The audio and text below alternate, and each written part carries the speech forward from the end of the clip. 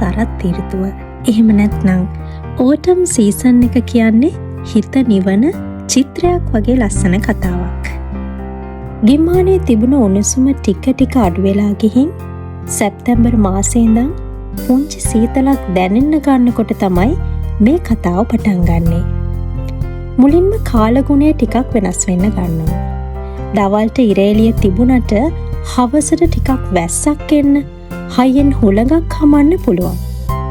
ඒත් මේ කාලේ තියෙන ලොකුම වෙනස තමයි දවස කෙටි වෙලා රෑ ඉක්මනින් එන එක. මේ රාත්‍රිය ඉක්මනින් ඒම කියන එක ඩිසිජුවස් වර්ගයේ ගස්වලට, එහෙම නැත්නම් ශීත කාලයට පෙර කොළ හැලෙන ගස්වලට ලොකු රහසක් කියනවා. දැන් විවේක ගන්න කාලයයි. ඒ කියන්නේ කොළවලට කොළ පාට දෙන හරිතප්‍රද, එහෙම නැත්නම් ක්ලෝරොෆිල් කියන වර්ණකය හදන එක ගස් නතර කරනවා.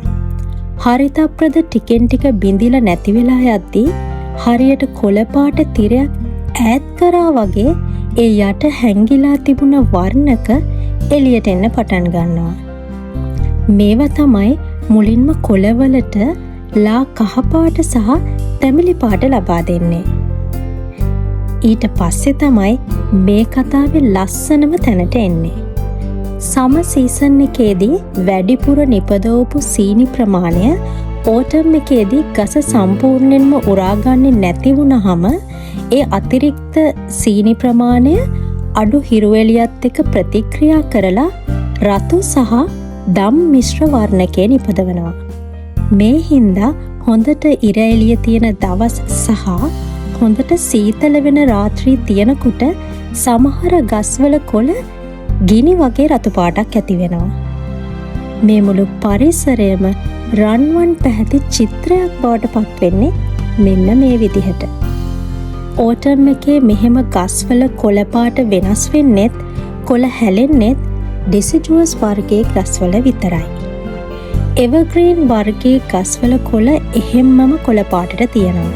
ඒකට හේතුව තමයි එවර්ග්‍රීන් වර්ගයේ ගස්වලට වගේ ඩිසිඩුවස් ගස් කොළවල සීතලට ඔරොත්තු දෙන ගුණාංග එතරම් නැති නිසා. ඒ විදිහට ශීත ඍතුවේදී කොළ නඩත්තු කරන්න ලොකු ශක්තියක් වැය කරන්න බැරි නිසා ගහ ඒ ශක්තිය ඉතිරි කරගන්න උපක්‍රමයක් විදිහට කොළ හලලා දාලා ශීත කාලයට මුහුණ දෙනවා. ශීත කාලයට මුහුණ දෙන්න කලින් ජීවිතේ සංසුන්ව විඳින්න විවේක ගන්න ලැබෙන සුන්දරම අවස්ථාව මේ සරත් ඍතුවයි.